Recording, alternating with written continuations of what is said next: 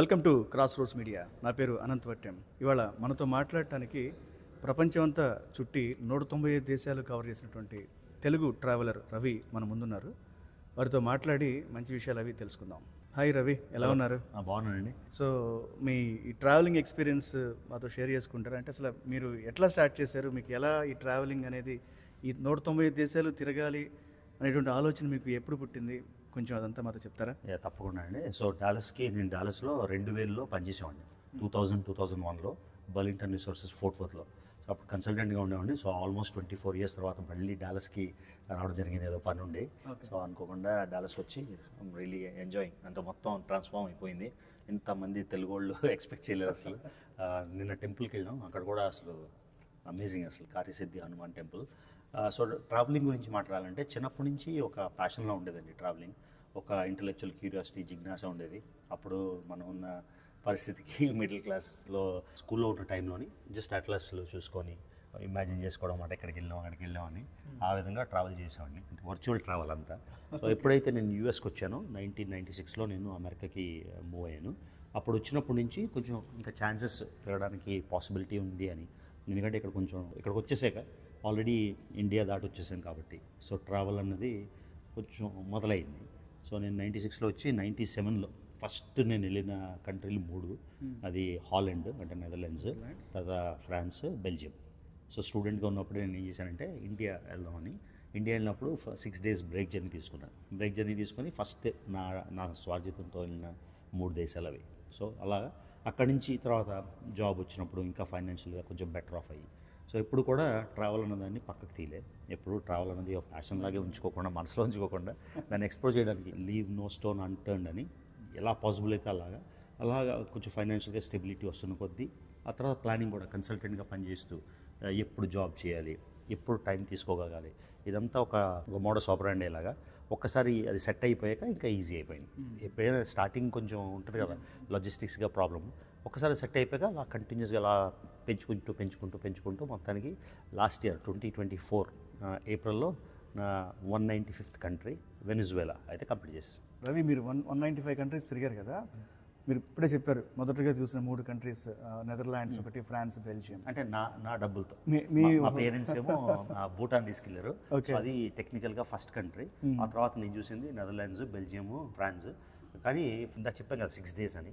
6 daysలో 3 దేశాలు అలా చూసేవాళ్ళని జనాలు అడుగుతారు. కాకపోతే నేను చాలా దేశాలు, కొన్ని దేశాలు 10 సార్లు 20 సార్లు వెళ్ళింటాను మన టైంకి. ఇప్పుడు ఎలా అంటేనండి, ఫుల్ టైం ట్రావెలర్ అనుకోండి, మనం బ్యాగ్ తీసుకొని వెళ్ళిపోయి హాస్టల్స్లో ఉండి అన్ని రకాలు చేయొచ్చు. అప్పుడు కాన్సెప్ట్ ఏంటంటే, ఇప్పుడంటే యూట్యూబ్ ఛానల్ వచ్చాయి, అదొక మానిటైజేషన్ చేసుకొని దాని మీద కంటెంట్ చేస్తూ దాని మీద వచ్చిన డబ్బులతో తిరగచ్చు. కానీ మా సిచ్యువేషన్ అలా కాదు కదా, జాబ్ ఉండాలి. నేను కూడా ఏంటంటే ఒక ఫుల్ టైం ట్రావెలర్గా, only traveller, bank balance zero అలా కాకుండా ఒక మంచి లైఫ్ స్టైల్ ఉండాలి, ఒక ఫ్యామిలీ ఉండాలి, మనకి ఒక కెరియర్ ఉండాలి, అన్నీ బ్యాలెన్స్ చేసుకుంటూ తిరిగానండి. సో నేను వెళ్ళిన టెక్నికల్గా ఫస్ట్ కంట్రీ భూటాన్. కానీ నా డబ్బులతో వెళ్ళింది హాలండ్, బెల్జియం, ఫ్రాన్స్. ఆ తర్వాత హాలండ్కి ఒక 15-20 సార్లు, బెల్జియంకి ఒక 5-6 సార్లు, ఫ్రాన్స్ కూడా 10-15 సార్లు, మొత్తం అన్ని కార్నర్స్ తిరిగాను. మీరు చివరిగా చూసిన 3 కంట్రీస్ ఏంటండి? వెనిజులా అన్నారు, దాని ముందు. So last 193 Nauru, 194 Libya, 195 Venezuela. Okay, last 3 దేశాలు. ఎందుకు లిబియా? ఇవి ఎందుకు ఆలస్యం? ఎందుకంటే నాకు ఇప్పుడు అమెరికన్ పాస్పోర్ట్ వచ్చేసింది 2009లో. అమెరికన్ పాస్పోర్ట్ వచ్చాక మనకి ట్రావెల్ ఈజీ అవుతుంది. కానీ నేను ఇంచుమించుగా 100 దేశాలు ఇండియన్ పాస్పోర్ట్తోనే తిరిగాను. ఎందుకంటే నేను 96లో వచ్చా, 2009లోని నాకు అమెరికన్ పాస్పోర్ట్ వచ్చింది. సో మొత్తం డ్యూరేషన్ అంతా ఇండియన్ పాస్పోర్ట్తో తిరిగాను. ఇవి ఎందుకంటే అమెరికన్ పాస్పోర్ట్ వచ్చాక చాలా కంట్రీస్కి చాలా ట్రావెల్ ఈజీ, కానీ కొన్ని కంట్రీస్కి ట్రావెల్ చాలా కష్టం. ఫర్ ఎగ్జాంపుల్ ఇండియా పాస్పోర్ట్ ఉందనుకోండి, ఇరాన్ వెళ్ళడం చాలా ఈజీ, ఇరాన్లోని చాలా చీప్ ట్రావెల్. కానీ అమెరికన్ పాస్పోర్ట్ ఉంటే మనకు డ్రైవర్ ఉండాలి, మనకు సెక్యూరిటీగా వాళ్ళ ప్రోటోకాల్ అన్నమాట. అలానే లిబియా కూడా తెలుసు కదా మీకు, అక్కడ ఉన్న సెక్యూరిటీ సిచ్యువేషన్ వలన నాకు 9 months పట్టింది వీసా రావడానికి లిబియాకి. సో సిరియాకి కూడా 1 year వీసా ఇవ్వలేదు. అమెరికాకి సిరియాకి అప్పుడు బషార్ అల్ అసాద్ ఉన్నప్పుడు వాళ్ళకి అమెరికాకి మంచి సత్సంబంధాలు లేవు కదా. సో అందుకని ఆల్మోస్ట్ 1 year పట్టింది. అందుకని ఇవి లాస్ట్ కంట్రీస్ అన్నమాట. ఓకే, నౌరు అన్న కంట్రీ ఏంటంటే, మళ్ళీ నాకు ట్రావెల్కి చాలా ఎక్కువ ఖర్చు ఎందుకు అయ్యేదంటే, ఒక దేశంకి వెళ్ళినప్పుడు మనం ఫుల్ టైం ట్రావెలర్ అయితే ఒక దేశం నుంచి ఒక దేశం లిమిట్లెస్, టైం లిమిట్ లేకుండా వెళ్ళొచ్చు. కానీ నాకు జాబ్ చూసుకోవాలి, ఫ్యామిలీ చూసుకోవాలి కాబట్టి ఒక కంట్రీకి వెళ్ళి 2 countries వెళ్ళి మళ్ళీ వెనక్కి రావాలి, మళ్ళీ వెనక్కి వెళ్ళచ్చు. సో మామూలుగా ట్రావెల్కి అయ్యేదానికి ఒక 10 రెట్లు ఖర్చు అవుతుంది. ఫర్ ఎగ్జాంపుల్ పెసిఫిక్లోని కరిబాటి అని, నౌరు అని, వనువాటు, చిన్న చిన్న దేశాలు ఉన్నాయి, మార్షల్ ఐలాండ్స్, మైక్రోనేషియా, ఆ తర్వాత టాంగా, ఇలాగా. సో ఇవన్నీ వెళ్ళినప్పుడు టైం ఉండుంటే 2 రోజులు అన్నీ చేసేసుకోవచ్చు. కానీ టైం లేక కొన్నిసార్లు 35 గంటలు పట్టేది. అంటే అమెరికా నుంచి నేను ఈస్ట్ కోస్ట్ నుంచి వెస్ట్ కోస్ట్కి వెళ్ళి ఫీజీ నుంచి స్మాల్ ఐలాండ్స్కి వెళ్ళడానికి. సో అందుకని నౌరుకి వీసా కావాలి, చాలా వీసా అక్కర్లేదు. ఆ నౌరు అది కాంప్లికేటెడ్, ఎంబసీ లేదు, కమ్యూనికేషన్ లేదు, అందుకని అది 193. సో కొంతమంది మీ మీద ఆరోపణ చేశారు, ఎలా అంటే 195 కంట్రీస్ చూడకుండానే వరల్డ్ ట్రావెలర్ అని చెప్పుకుంటూ ఉన్నాడని. సో అసలు ఆ కాంట్రవర్సీ ఎందుకు వచ్చింది, దాని గురించి అది కాంట్రవర్సీ ఎందుకు వచ్చిందంటే చేసిన వాళ్ళు అడగలండి. సో అప్పుడు యాక్చువల్లీ నెంబర్ 186 కాంట్రవర్సీ అయినప్పుడు జనాలకి ఎలా అంటే, ఇప్పుడు ఫర్ ఎగ్జాంపుల్ ఏమనుకుంటారంటే, ఇప్పుడు కొత్తగా స్టార్ట్ చేసిన వాళ్ళు ట్రావెల్, మీరు ఇవాళ ట్రావెల్ స్టార్ట్ చేశారు అనుకోండి, ఇప్పుడు యూట్యూబ్ ఉంది, సెల్ ఫోన్ ఉంది, అన్నీ ఉన్నాయి కాబట్టి మీరు వీడియో తీసేస్తారు, రీల్ తీసేస్తారు, పెట్టేస్తారు. నేను 1996లో మొదలెట్టాను. అప్పుడు స్మార్ట్ ఫోనే లేదు, ఓన్లీ కెమెరా, వీడియోలో కాన్సెప్టే లేదు, ఓన్లీ ఫోటోలు తీసుకునేవాడు. ప్లస్ అప్పుడు నాకు యూట్యూబ్ నేను స్టార్ట్ చేసిందే 2020లో. సో 2020 ఆగస్ట్లో యూట్యూబ్ స్టార్ట్ చేశాను. 1997లో నేను తిరిగి నా వీడియోస్ అలా పెట్టలేను కదా. సో 2020 నుంచి స్టార్ట్ చేసిన వీడియోస్ పెట్టాను. సో జనాలకి అంటే మన కథలు బాగా చెప్పేవాళ్ళు ఉంటే ఏ కథ అయినా అల్లుకోవచ్చు కదా. సో జనాలు అలా అంటే వీడియోస్ లేవు, ప్రూఫ్ ఏంటి, అసలు ప్రూఫ్ నేను ఎందుకు చూపించాలి నాకు అర్థం కాదు. నేనేదో పబ్లిక్ ఫండింగ్ చేసుకొని వెళ్ళట్లేదు కదా, నా పర్సనల్ ప్యాషన్, నా పర్సనల్ ట్రావెల్కి వెళ్ళాను. సో మొత్తానికి అలా చెప్పినప్పుడు ఏదైనా సరిగా ఒక కథ చెప్తే నమ్మేవాళ్ళు ఉంటారు, నమ్మని వాళ్ళు ఉంటారు. సో ఆ కథ బాగా నమ్మిన వాళ్ళు కొంతమంది బాగా పర్సనల్గా కనెక్ట్ అయిపోయారు. వాళ్ళ లైఫ్లో మర్చిపోయి నా లైఫ్ ఎలా అంటే వాళ్ళ లైఫ్లో సక్సెస్ ఉందా లేదా, వాళ్ళకి ప్రాబ్లమ్స్ ఉన్నాయా లేదా పట్టించుకోకుండా వేరే వాడి లైఫ్ గురించి పట్టించుకోవడం బాగా అలవాటైపోయి ఒక ఊపారు యూట్యూబ్లో కాంట్రవర్సీ లాగా. కాకపోతే ఇప్పుడు వాళ్ళందరూ ఎక్కడికి వెళ్ళిపోయారో తెలియదు. ఎందుకంటే ఇప్పుడు నేను కూడా సర్టిఫై ఎందుకు చేసుకున్నానంటే, ఇప్పుడు నేను వెళ్ళింది 283, 284, ప్రపంచంలో 850 కోట్లలోని కేవలం 284 అంటే నా నెంబర్తో అన్ని దేశాలు వెళ్ళినాడు. సో స్పేస్లోకి 750 మంది వెళ్ళారు. స్పేస్లో మౌంట్ ఎవరెస్ట్ 7000 మంది స్కేల్ చేశారు. కానీ ఈ నెంబర్ ఓన్లీ 283. నాది అయ్యాక ఇంకో 50-60 మంది చేశారు. ప్రస్తుతానికి అయితే 350 దగ్గర ఉన్నారు. ప్రపంచం మొత్తం 850 కోట్లు అన్ని దేశాలు తిరిగిన వాళ్ళు. సో ఇది వచ్చాక వేరే కొన్ని ఆర్గనైజేషన్స్ కూడా ఇప్పుడు మీరైనా క్లెయిమ్ చేసుకోవచ్చు కదా, అందుకని నోమాడ్ మ్యానీ అని ఒక సర్టిఫికేషన్ ప్రాసెస్ ఉంటుంది. సో వాళ్ళకి కూడా సర్టిఫై చేసేసుకున్నా. వాళ్ళు డేట్లు, మనం ఎప్పుడు వెళ్ళినాం, పాస్పోర్ట్ స్టాంపులు, అక్కడ ఉన్నట్టు ప్రూఫ్, హోటల్ కానీ లేకపోతే అక్కడ ఏదైనా తిన్నట్టు, కొంచెం కాంప్లికేటెడ్ ప్రొసీజర్ కానీ రిజిడ్ ప్రాసెస్ మాట, ఏదో ఫేక్గా చేసేయడం కావద్దు. సో వాళ్ళు కూడా సర్టిఫై చేసేసారు. సో మరి అప్పుడు ఆ కాంట్రవర్సీ చేసిన వాళ్ళందరూ ఏమైపోయారో. ఇంకా జోక్ ఏంటంటే, ఎవరో చదువు లేని వాళ్ళు లేకపోతే అవగాహన లేని వాళ్ళు, బుద్ధి లేని వాళ్ళు కాంట్రవర్సీ చేస్తే ఓకే, కానీ యూఎస్లో ఉండి యూకేలో ఉండి వాళ్ళు కూడా కాంట్రవర్సీలు చేశారు. మరి ఇంత చదువుకొని ఇంత వీసాలు తీసుకొని ఇక్కడ ఉండి కొంచెం అవగాహన ఉండాలి కదా. ఇక్కడ ఉన్నప్పుడు మనం ఎంత డబ్బులు సంపాదిస్తాం, ఇక్కడి నుంచి ట్రావెల్ ఈజీనా, ఏదైనా ఈ ఇన్ఫర్మేషన్ వరల్డ్లో చాలా ఈజీ, ఎవరైనా ఫేక్ అయినా రియల్ అయినా చెప్పుకోవడానికి. సో మరి ఇక్కడ వాళ్ళు కూడా ఎందుకు చేశారో నాకైతే అర్థం కాలే. But at the end of the day 195 దేశాలు అయితే నా మిషన్, నా గోల్ అయిపోయింది. I'm very happy. సో మీరు ఆల్రెడీ 195 కంట్రీస్ తిరిగారని నోమాడ్ మ్యానియా సర్టిఫై చేసింది కాబట్టి మీరు ఎవరికి ప్రూవ్ చేసుకోవాల్సిన అవసరం లేదు. కరెక్ట్. కానీ కొంతమంది మీరు ట్రావెలింగ్ చేశారని ఫాలో అయ్యేవాళ్ళు ఉన్నారు సార్. 96 నుంచి ఇప్పటి వరకు అట్లీస్ట్ వీడియోస్ లేవు కాబట్టి కొన్ని సీనరీస్, ఫొటోస్ అవి తీసుకుంటారు కదా, వాటిని ఒక వీడియోలోకి పబ్లిష్ చేస్తే బాగుంటుంది. బాగుంటుంది. కానీ ఇక్కడ ఇష్యూ ఏంటంటేనండి, రిటెన్షన్. ఇప్పుడు అందరూ కోరుతారు, ఎవరైతే హార్డ్ కోర్గా అడిగారో వాళ్ళు కూడా చూడరు వీడియో. ఫోటో రావడం, ఫోటో పోవడం. కాకపోతే చాలా ఇంటర్వ్యూస్లోని లేకపోతే మీరు ర్యాండమ్గా ఏదైనా, ఇప్పుడు నేను ప్రెప్ ఏం లేదు కదా, ఏదో కంట్రీ అడిగారు అనుకోండి, ఆ కంట్రీ గురించి మనం వెళ్లకుండా చెప్పలేం కదా. సో ఫొటోస్ అయితే ఉన్నాయి, వీసాలు కూడా ఉన్నాయి, స్టాంప్స్ ఉన్నాయి, అన్నీ ఉన్నాయి. సో ఎవరికైనా నిజంగా డౌట్ ఉంటే ఇప్పుడు నన్ను అడుగుతారు. ఇప్పుడు ఈ నోమాడ్ మ్యానియా సర్టిఫికేషన్ అయిపోయింది, అయినా చాలామంది వచ్చి ఏదిరా ప్రూఫ్ అని అడుగుతారు. ఎందుకు చూపించాలి ప్రూఫ్? నిజంగా ఇప్పుడు మీరు ఉన్నారు, మీరు వీడియో చేస్తున్నారు, మీరు అడిగి రవి నాకు ఇలాగా సోలమన్ ఐలాండ్స్లో వెళ్ళినట్టు ప్రూఫ్ కావాలి అంటే ఇక ఫోన్లోనో లేకపోతే ఎక్కడో చూపిస్తాను. ఎవరో వాళ్ళకి చెప్పుకోవాల్సిన అవసరం, నేనేమి పబ్లిక్ ఫండెడ్ కాదు, ప్లస్ నేనేమి పొలిటికల్ ఆఫీస్ కూడా వెళ్ళట్లేదు కదా ఎవరికో ప్రూవ్ చేయాలి. సో 195 సర్టిఫికేట్ అయిపోయింది. పెద్దోళ్ళు మన ఎవరైతే నమ్మాలో వాళ్ళు నమ్మేసే కదా కావాల్సింది. సో మీరు చూసిన కంట్రీస్లో మీకు బాగా, అంటే ఒకటని చెప్పడం చాలా కష్టం, ఒక టాప్ 5 కంట్రీస్ మీకు బాగా నచ్చినవి చెప్పమంటే ఏం చెప్తారండి, other than India and US? నాకు పాకిస్తాన్ చాలా నచ్చింది.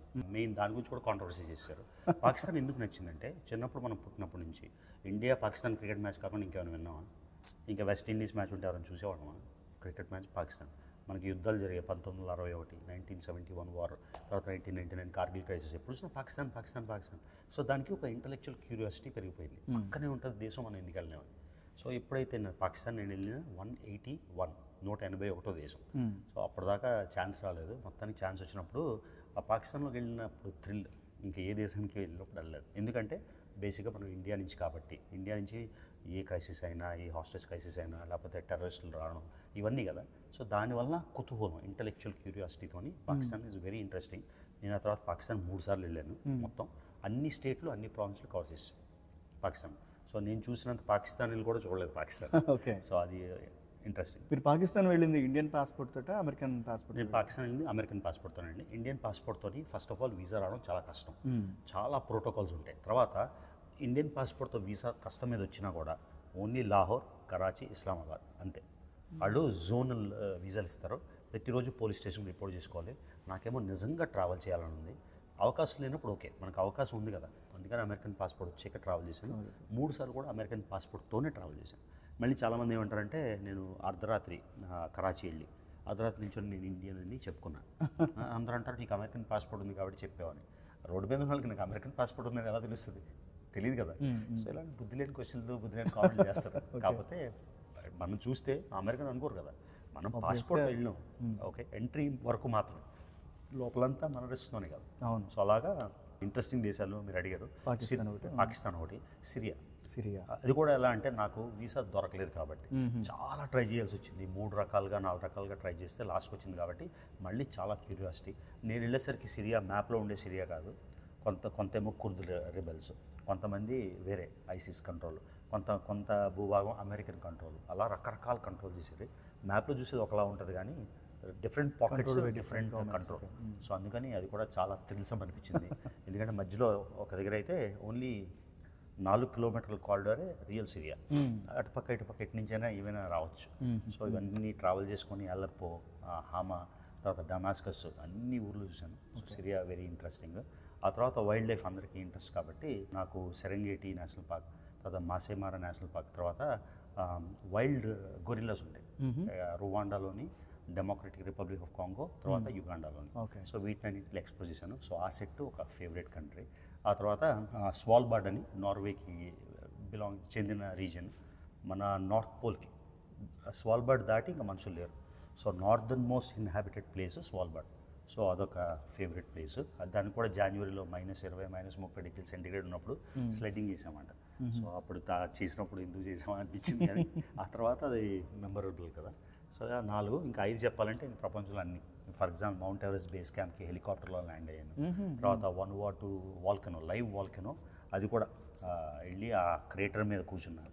ఇలా చెప్పుకుంటూ పోతే మీ వీడియో కొన్ని గంటలు. ఓకే, ఇట్లా డిఫరెంట్ కంట్రీస్లో మీరు డిఫరెంట్ ప్రెజెన్స్ టేస్ట్ చేసి ఉంటారు కదా, బాగా నచ్చిన ఫుడ్ ఏంటి? ఎక్కడ ఏ కంట్రీలో ఫుడ్ బాగా నచ్చింది మీకు? సో ఏదైనా ఎక్సెప్షన్, ఇండియా, యూఎస్ మనం చెప్పట్లేదు కదా. అది కాకుండా సో జనరల్గా ఎందుకో నాకు సూషీ అంటే చాలా ఇష్టం అండి.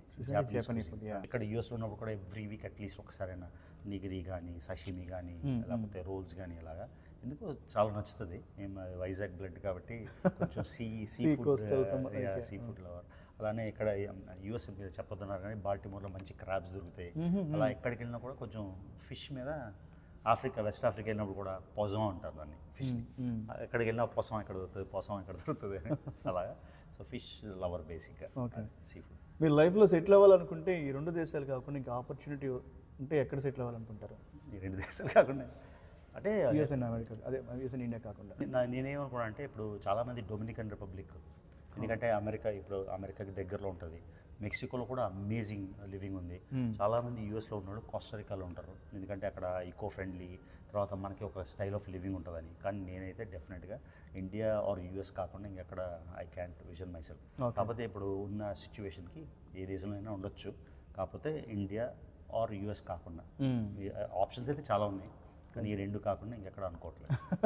ఓకే, సో ఇంకొక కొంతమంది అనే విషయం ఏంటంటే మీరు ట్రావెలర్ కదా, మీ యూట్యూబ్ ఛానల్లో ట్రావెలింగ్ వీడియోస్ కాకుండా అదర్ దాన్ ట్రావెలింగ్ వీడియోస్ మీరు మూవీ రివ్యూస్ అని, తర్వాత హోమ్ టూర్స్ ఇవి చేస్తుంటారు కదా. ఇప్పుడు ట్రావెలింగ్ సంబంధించినవి కావు కదా, వాటికి మీరు చెప్పే సమాధానం ఏంటంటే నేను ట్రావెలర్ని కానీ నేను ఫుల్ టైం ట్రావెలర్ కాదు. ఫుల్ టైం ట్రావెలర్ కాదన్నప్పుడు ట్రావెలర్ అన్న ఓడు. ఇప్పుడు ఫర్ ఎగ్జాంపుల్ నాకు ఇదే క్వశ్చన్ వస్తుంది, ట్రావెలర్ అంటే వాట్ మేక్స్ ట్రావెలింగ్ అని. ఇప్పుడు ఫుడ్ ఉంది, మరి ఫుడ్ బ్లాగ్స్కి వేరే పెట్టుకోవాలా? మనం ట్రావెల్ చేసినప్పుడే నేను జపాన్ వెళ్తాను, జపాన్లో సూషి తింటా, మరి అది ఫుడ్ కేటగిరీలోకి వస్తుంది కదా, మరి అది ట్రావెల్ ఛానల్లో పెట్టచ్చా, ఫుడ్ ఛానల్లో పెట్టాలి? ఓకే. తర్వాత మీరు ఎవరినో కలుస్తారు, ఫ్రెండ్ని వెళ్ళి వాళ్ళు హోమ్ టూర్ చేస్తారు, అంటే జపాన్లోని ఇండియన్స్ ఎలా ఉన్నారని, అదే ఛానల్లోకి వెళ్తుంది. సో అలాగా నేను ఫుల్ టైం ట్రావెలర్ కాదు కాబట్టి నా ఉద్దేశం ఏంటంటే, నేను రవి తెలుగు ట్రావెలర్ నా ఛానల్ పేరు, నేను రవి తెలుగు ట్రావెలింగ్ వ్లాగ్స్ అనేది నేను పెట్టలేదు. సో బేసిక్గా I call myself a traveller because ఇండియాలోనే నేను the most travel gay nomad మ్యాన్గా సర్టిఫై చేశారు. ఎలా అంటే దేశాలే కాకుండా రీజియన్స్. ఫర్ ఎగ్జాంపుల్ యూఎస్ ఉన్నాయి, యూఎస్లోని ఎవరైనా న్యూయార్క్ వచ్చి 3 రోజులు ఉండి, మాయామి వెళ్ళి 3 రోజులు వెళ్తే అమెరికా వచ్చేసాడు. కానీ నేను యూఎస్లో ఆల్ 50 స్టేట్స్ తిరిగేశాను. ఇండియాలోని 29 స్టేట్లకి 25 స్టేట్లు తిరిగేశాను. ఆ లెక్కేస్తారు అనమాట ఎన్ని ప్రావిన్స్లో. ఆ విధంగా చూస్తే నేను ఇండియాస్ నెంబర్ 1 ట్రావెలర్. మరి నేను ట్రావెలర్ పేరు పెట్టుకోకపోతే ఇంకెవరు పెట్టుకుంటుంది కదా. సో అలాగా ట్రావెలర్ కాబట్టి నా లైఫ్ స్టైల్ కూడా చూపిస్తున్నాను. మిక్చర్ అనమాట ట్రావెలర్ అంటే. ట్రావెల్ చేయనప్పుడు, ఎందుకంటే వేరే వాళ్ళందరూ హాస్టల్స్లో ఉండి ఒక ఊరు నుంచి ఒక ఊరు వెళ్ళి ఇంటికి వెళ్ళకుండా వేరే దేశం వెళ్ళకుండా తిరుగుతుంటారు కదా. సో నాది హోలిస్టిక్ లైఫ్ స్టైల్. సో ఇప్పుడు యూఎస్లోనే చాలామంది ఉంటారు, నేను టెంపుల్కి వెళ్ళాను, చాలామంది వచ్చి హలో చెప్తారు. ఎందుకంటే బికాస్ దే కెన్ కనెక్ట్ కదా, మేము చేయలేదు చేస్తున్నాను. సో అందుకని అన్ని వ్లాగ్స్ పెడతాను. సో మీరు ఈ 195 కంట్రీస్ ఫ్యామిలీతో కాకుండా సోలోగానే ఎక్కువ తిరిగారు కదా. సో మరి సోలోగా తిరిగినప్పుడు డేటింగ్స్ లాంటివి, గర్ల్ ఫ్రెండ్స్ లాంటివి ఏమన్నా? మీరు అడగడం బాగుంది, నేను చెప్పడం బాగోదు కదా. సో అందుకని ఈ ఆన్సర్ చెప్పరా? క్వశ్చన్ బాగుంది, ఆన్సర్ చెప్పను అన్నారు కాబట్టి నాకు తెలిసి ఏదో సంథింగ్ ఉండొచ్చు అని అనుకుంటున్నాం మేము. నా ఉద్దేశం ఏంటంటే, నేను చెప్పొచ్చు ఒక 100 మందిని డేట్ చేశానని. నా ఉద్దేశం ఏంటంటే, చేయనోడే అలా 100 డేట్ చేశారని చెప్తాను. అంతే ఈజీ కదా, రోజుకు అమ్మాయిని తీసుకొని డేట్ చేశానని. సో ఏది చెప్పినా జనాలకి ఒక అండర్స్టాండింగ్ ఉంటుంది. నేను ఏది లేదని చెప్పాను అనుకోండి, నమ్మేవాళ్ళు నమ్మరు, నమ్మని వాళ్ళు నమ్మరు.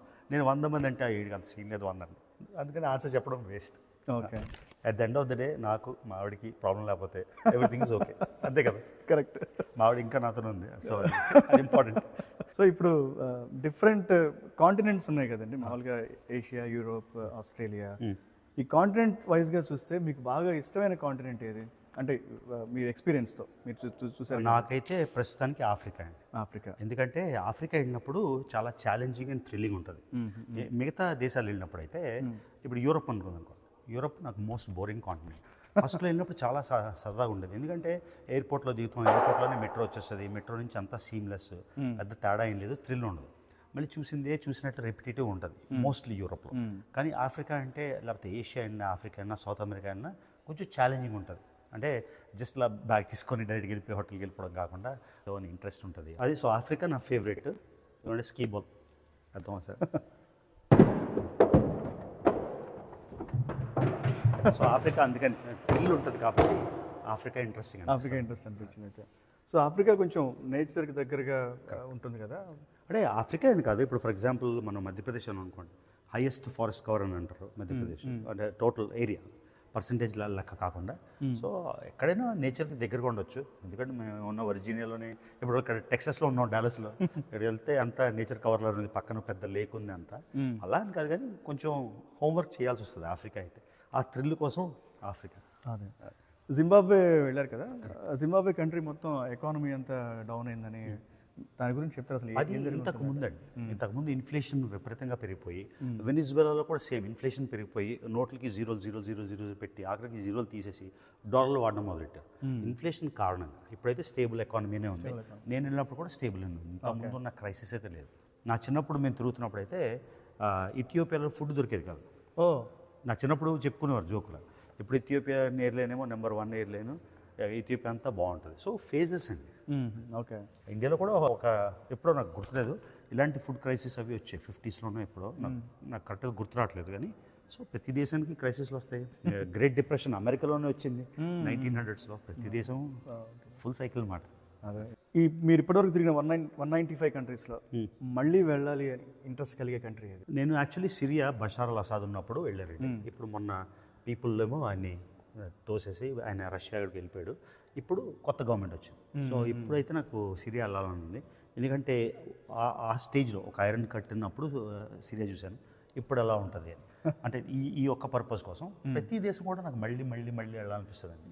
ఎందుకంటే ఇప్పుడు నేను విశాఖపట్నం మాది ఊరు, వైజాగ్లోని అన్ని ఊర్లు నేను చూడలేదు, అన్ని లొకాలిటీస్ చూడలేదు, వైజాగ్ జిల్లాలోని ఏవి చూడలేదు. ఆంధ్రప్రదేశ్లోని ఇప్పుడు మీరు గుంటూరు అన్నారు, మీరు గుంటూరులో అన్ని ఏరియాస్ వెళ్ళిపోయారా? లేదు కదా. సో ట్రావెల్ అనేది అన్ఎండింగ్. ఏదో ఒక దేశంలోకి వెళ్ళి 5 రోజులు 7 రోజులు 9 రోజులు ఉన్నాం కాబట్టి దేశం అప్పుడు ఇచ్చినట్టు కాదు, ఎటర్నల్. ఇప్పుడు మీరు డాలస్లో ఉంటారు, డాలస్లో అన్ని చూసారా అంటే చూడలే కదా. సో అందుకని ఎన్ని దేశాలు వెళ్ళినా ఎన్నిసార్లు వెళ్ళినా ఇట్స్ అ కంటిన్యూస్ ప్రాసెస్. మీరు కంట్రీస్ తిరిగి వైజాగ్ వెళ్ళినప్పుడు అక్కడ మీ ఫ్రెండ్స్ రిలేటివ్స్ రెస్పాన్స్ ఎలా? అది 195 దాని వరకు లేదండి. ఇప్పుడు ఎక్కడికి వెళ్ళినా, ఇప్పుడు డాలస్లో నిన్న కార్యసిద్ధి హనుమాన్ టెంపుల్కి వెళ్ళినాం, అందరికీ ఫేస్ అంటే రికగ్నైజ్ చేస్తారు కాబట్టి చాలా మంది వచ్చి, అమెరికా అయినా నార్వే అయినా ఆస్ట్రేలియా అయినా ఎక్కడ ప్రాబ్లం లేదండి, బాగానే రికగ్నిషన్ వచ్చింది. ఎక్కడికి వెళ్ళినా జనాలు సెల్ఫీలు తీసుకుంటారు.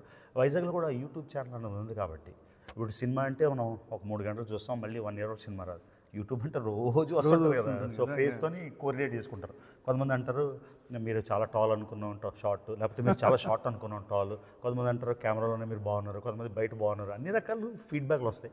అన్నీ ఇప్పుడు అలవాటు అయిపోయింది, ఏది చెప్పినా విని ఆహా అంటాం.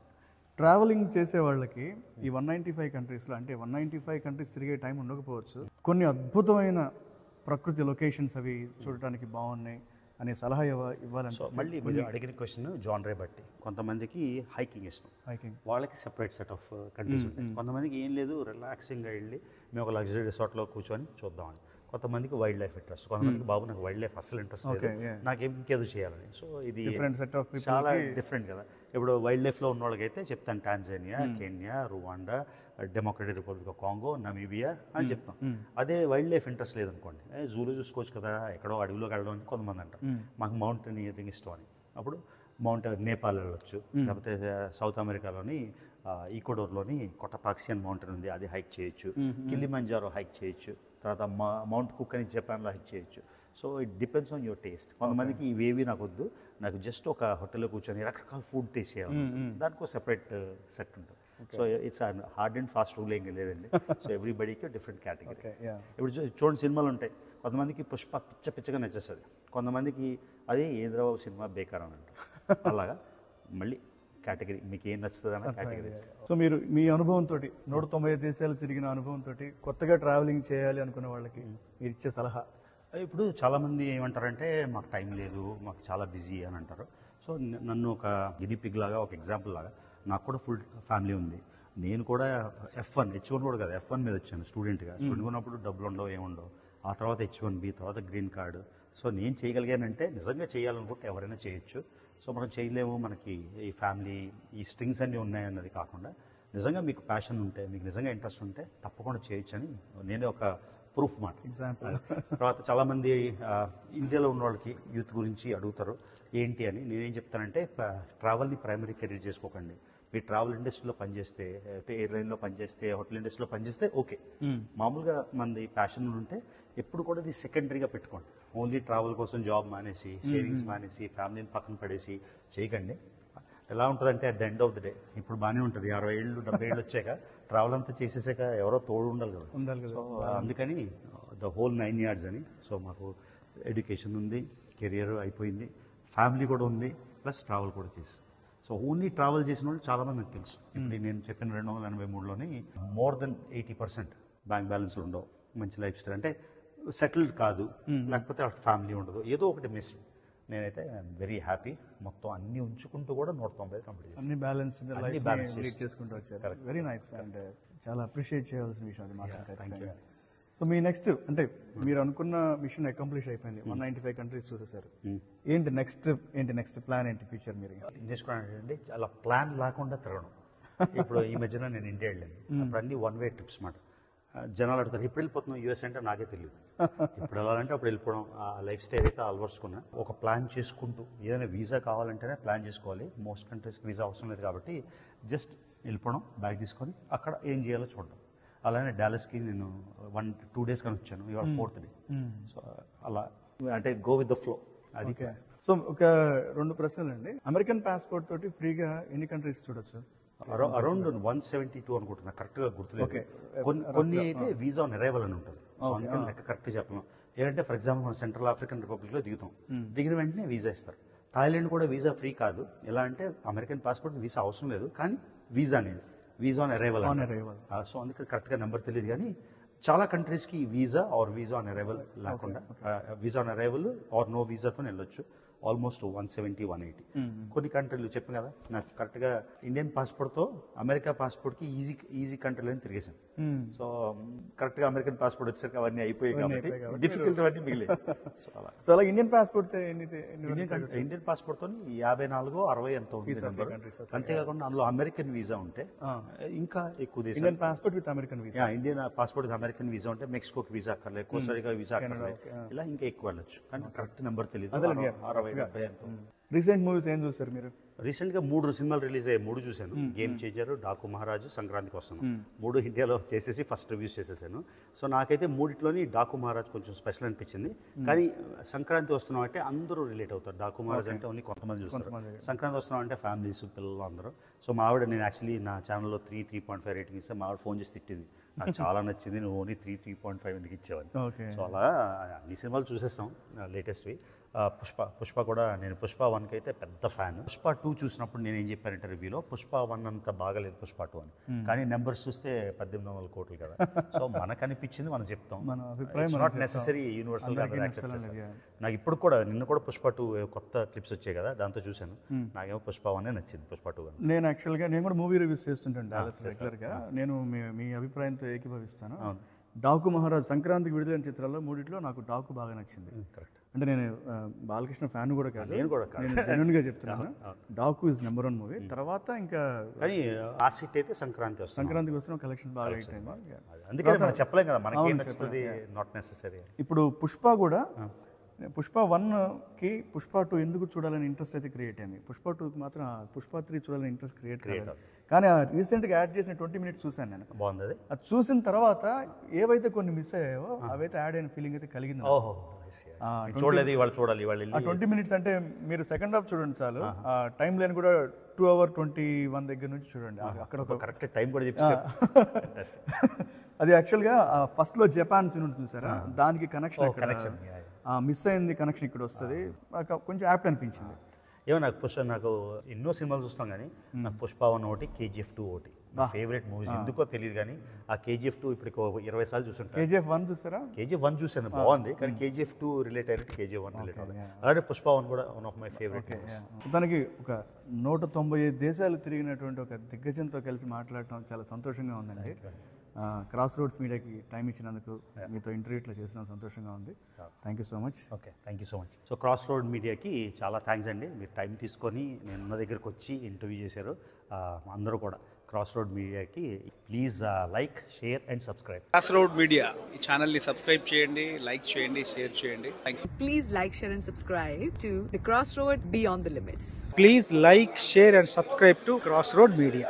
Like, subscribe to Crossroads at Beyond the Limit. All right, all the viewers at Crossroad Beyond the Limit, like, share and subscribe.